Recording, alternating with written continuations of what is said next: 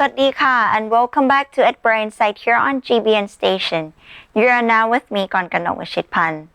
I'm sure that many of you are unhappy and still don't know why or how to fix it. Today, Long Pinik will be teaching us the concept of alignment that might make you feel happier. Let's get started.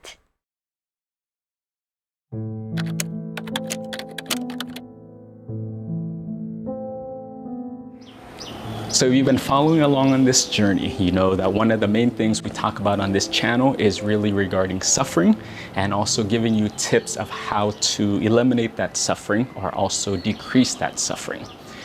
One of the lens that I like to present is through the Buddhist lens. And you've learned that the root cause, according to the Buddhist lens, it's really because of hatred, greed, and delusion. These are the root causes that cause people so much suffering. So another lens that I introduce is also why people suffer is because they do not honor their true nature. Time and time again, for me, for my own personal life, my life as in the lay life as a licensed marriage and family therapist, working with clients, and I just noticed that people suffer so much because they did not know who they were. They put themselves in the wrong area, and this caused them suffering. So if you haven't seen those videos, please feel free to check it out. Now today I wanted to introduce another concept, and this is the concept of alignment. And many times people experience this discomfort is because they don't match. The things that they want, the things that they value, the things that they do versus how they live, it does not align. So this causes conflict. To illustrate this point, I wanted to take you back. About a year ago, this month, I sent out a survey to see, because as a monk, as a person who was involved in mental health before, I was just curious to see how COVID, this pandemic, affected everyone. It affected people's mental health. It caused them suffering and grief. And I wanted to see how they were doing. And two, the question that I asked was, what did you learn from this experience? What wisdom did you pull out of this that you can use? And with that information, I surveyed hundreds of mental health professionals around the world, friends and family, reached out to many different people of all walks of life, and I compiled a list. And I didn't get a chance to share it, but now this is a year later. And I just want to read you, there's a list of top 15 lessons that people felt like they gained from the COVID experience. 15 is a lot, so I'm just going to go over 10, and then we'll go back to the concept of alignment so we can tie it all in. So again, these are people from around the world, and through their survey, this is what they highlighted as what they learned and the wisdom that they gained from the COVID experience. And this was, again, keep in mind, 1 year ago.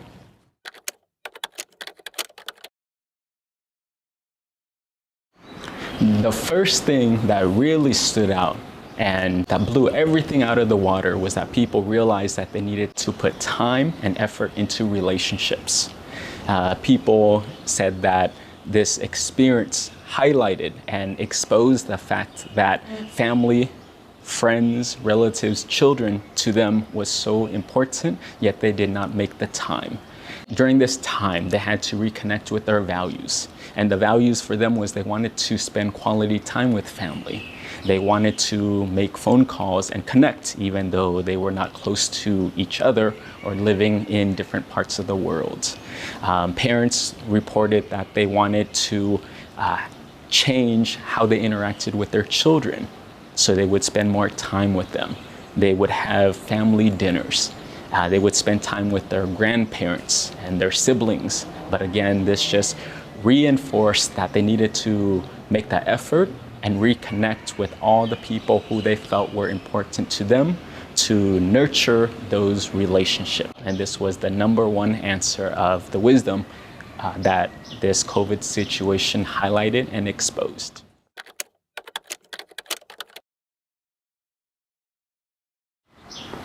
Practice self-care.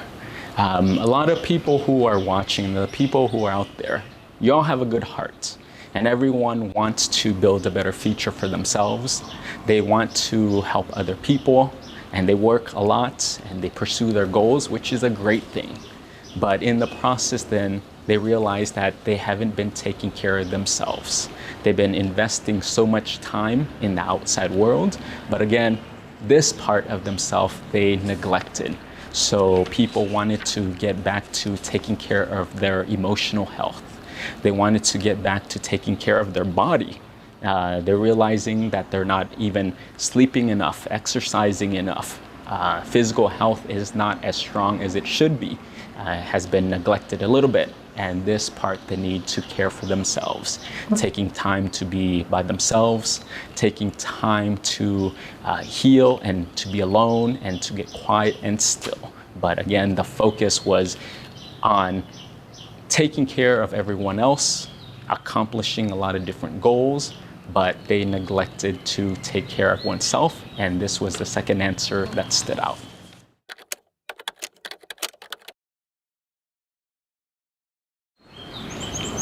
Slow down.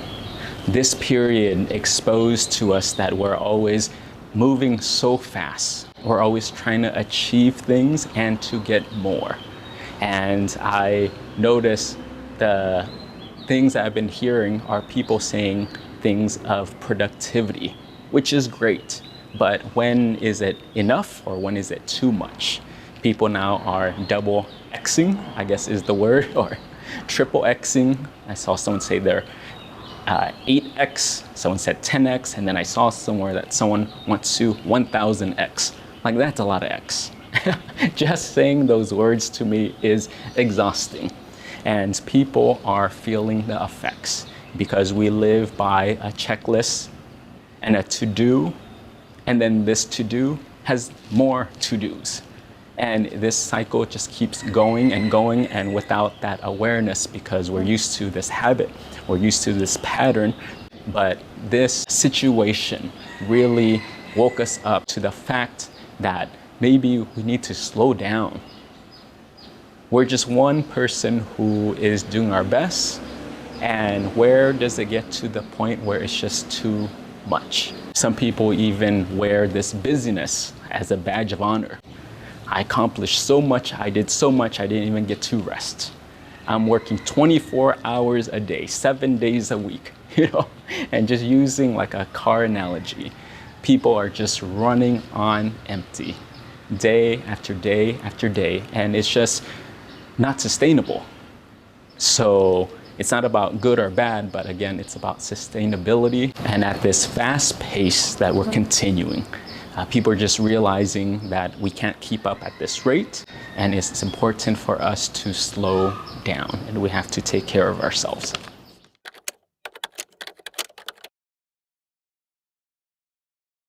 Gratitude.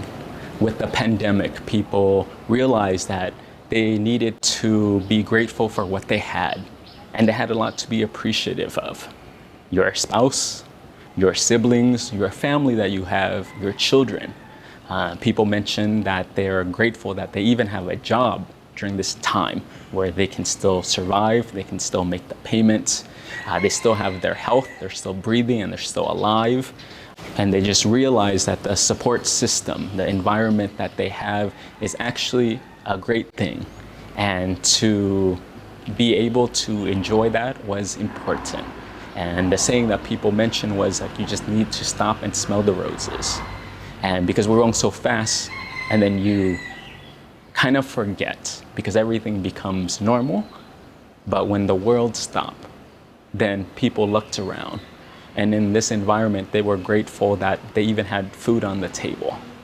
And while there was a lot of negative news out there, it gave people a chance to really look at their lives and realize, I have so much. I have so much to be grateful for. I have so much to be thankful for. And it gave them an opportunity to reflect on that piece.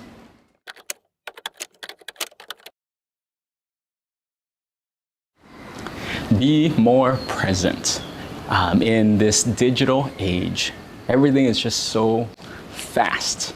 And we're just bombarded with information.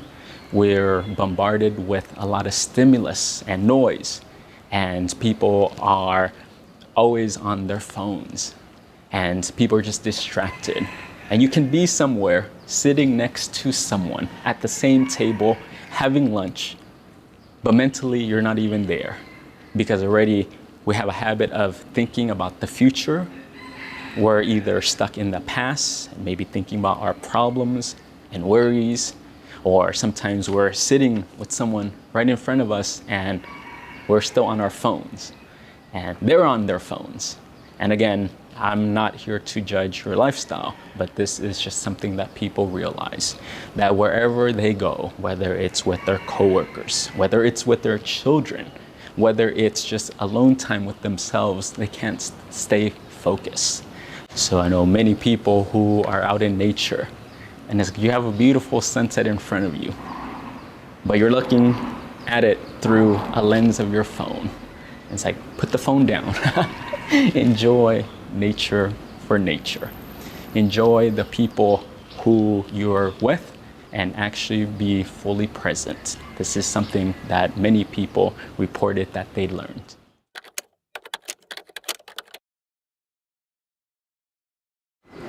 Work less. People in this time just realized when they took a step back, how much time they spent at the workplace, how much percentage their life was surrounding work. And many people just reported that they did not have a balance. Because if you're working 80 hours a week at the office, then what about my family time? What about my self-care time? What about time to just be alone and to get still? And this was the part that people just knew, I'm working too much or too long. So this made people realize that they just been pushing themselves too much. And when they would take time to slow down, they would feel guilty. And that this process really gave them the okay. And it says that to not work 80 hours a week or to not overwork yourself can be a good thing, and we need to reassess this part.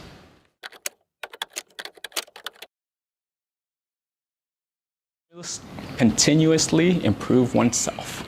And while this is similar to self-care, people are now, for this part, realizing that they needed to do their own healing. They wanted to pursue a deeper part of themselves. Some people reported just having trauma. Some people reported that they have issues regarding self-esteem, regarding confidence, regarding how they felt about themselves, and they wanted to develop healing. They wanted to develop skills, and they wanted to continuously improve themselves. This can be done through reading. This can be done through taking the time to meet with a therapist. This can be through doing new activities and engaging in a different way that helps to strengthen themselves, where they trust themselves and rely on themselves, where they like being around themselves and just changing their thought process. But again, people report that they felt like they did not improve themselves.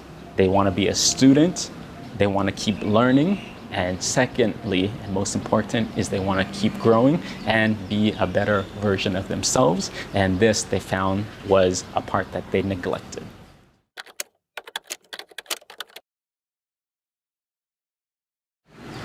Prayer and meditation. So while people understood that they needed to slow down, this one is a little bit deeper. And they realized that it's not just about having time alone, but they needed to get very quiet. They needed to get very still, that there is something bigger than themselves, and that they want to go and delve in at its fullest depth. So another way of saying this is that people wanted to develop their spiritual practice, develop a daily habit of meditation. And people are seeing that this spiritual life, whether it's prayer, whether it's mindfulness, whether it's meditation, but getting very calm and still, it's not just because you want to, but it's a need. And a need for myself is that every day I just need to tune out the world. I just need to get into a sacred space where I reconnect, where I let everything go, allow my mind to purify itself. And by engaging in this kind of practice, then they develop mindfulness, they feel centered, and then they're grounded. And this was an important foundation that they reported that they needed to have.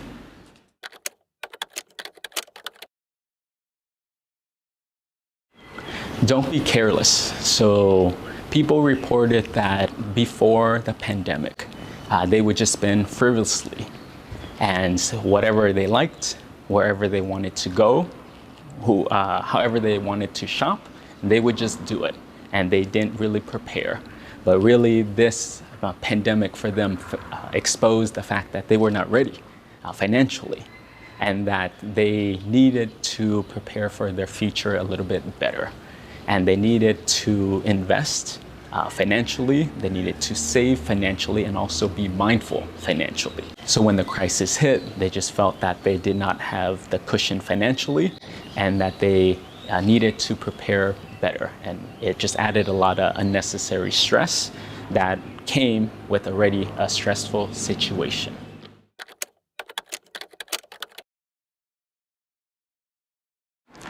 Humans are very resilient. So this is the last one.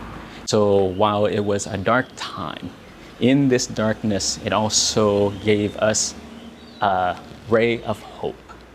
And through this, because we were all in it together, people realized that no, we are going to be fine. We are going to be okay, and we will get through this together. We just had to really slow down, take a breath, and then adjust ourselves. And we know how to recalibrate. We know how to get back to homeostasis, and we can start to shift ourselves. And this gave us a glimpse, and people were aware of this piece. So there you have it. These are the top 10 wisdom that people reported that they gained from the COVID, the pandemic experience. And again, this was a survey that was completed last year. So why am I even sharing this? And the purpose really is to highlight one of the reasons why we suffer. And that is, again, what we talked about in the beginning, is because your life is not in alignment. What we say, or what our intentions are, what we think is important, what our values are.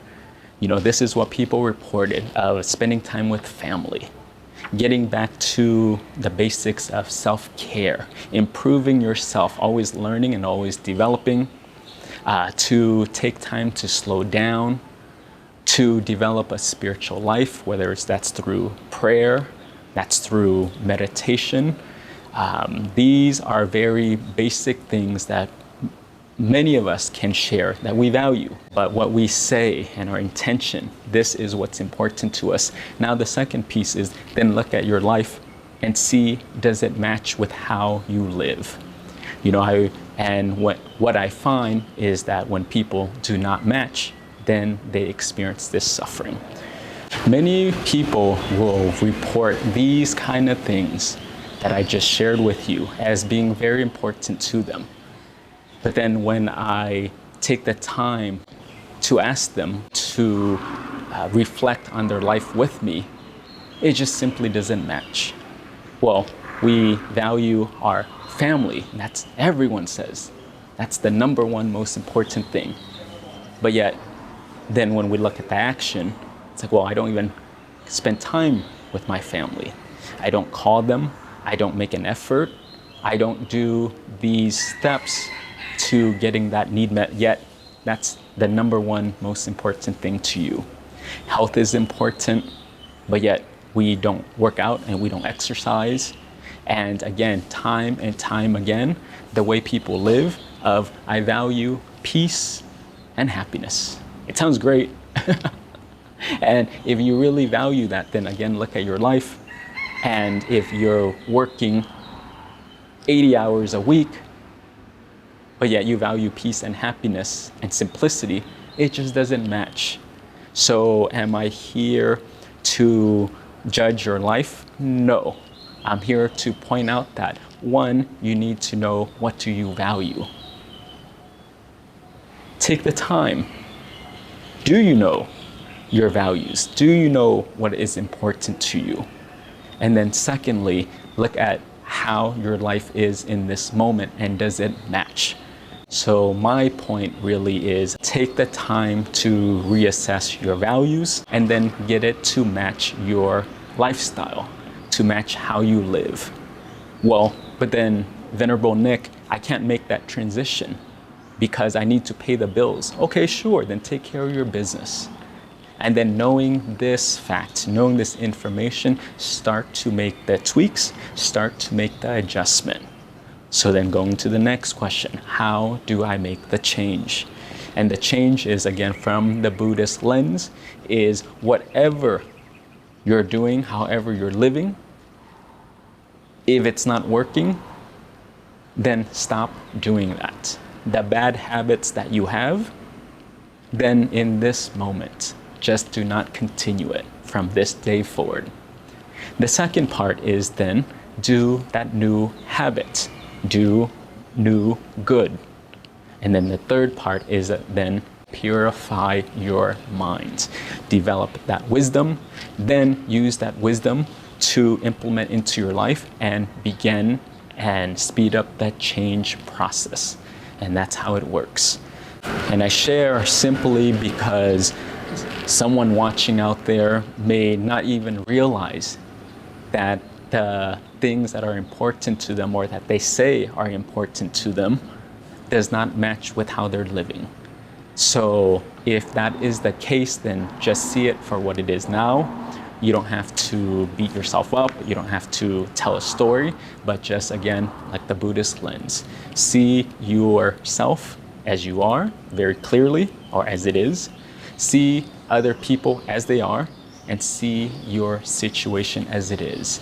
And with this information now, take this knowledge, take this know-how and start to realign your life and get clear from the beginning, before we start even doing the work, what is important to you?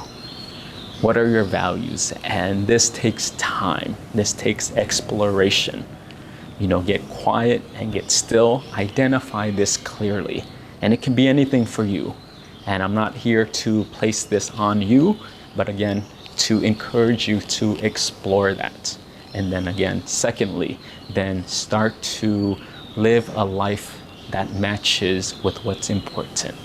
And I find that when you can live congruently, what you say, what you think, actually matches what you do and how you live, you'll be so much more at peace. So hopefully that is helpful. Try it out. And again, through this difficult time with the pandemic, it's still ongoing, it's still difficult, but just hang in there, continue to develop yourself in this time. Take the know-how and just keep improving your life and support each other. And again, from Thailand, just wanted to send you my blessings and hope you're all safe. Thank you and take care. It's time for us to say goodbye, and please make sure to check out all episodes of our Edinburgh Insight News program on our website, gbnus.com. Thank you for joining us. อนุโมทนาบุญ สวัสดีค่ะ